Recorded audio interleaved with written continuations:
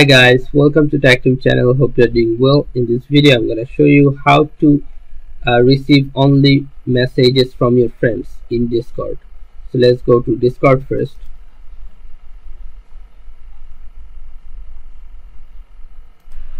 Okay, after logging to Discord, go to the settings icon, which is top right corner. Then you can see here privacy and safety, this option. Go to this option, then scroll down and you'll find this allow direct messages from servers, which is turned on. If you turn this off, that's mean it will filter all messages before you send. I mean, only server members or your friends can send you messages or direct message. Again, you can do this here, explicit image filter. You can do this thing, filter all messages.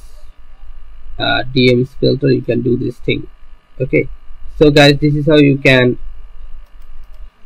only receive messages from your friends. So guys, if you find this video helpful, then please give a thumbs up and don't forget to subscribe the channel. Thank you so much for watching the video.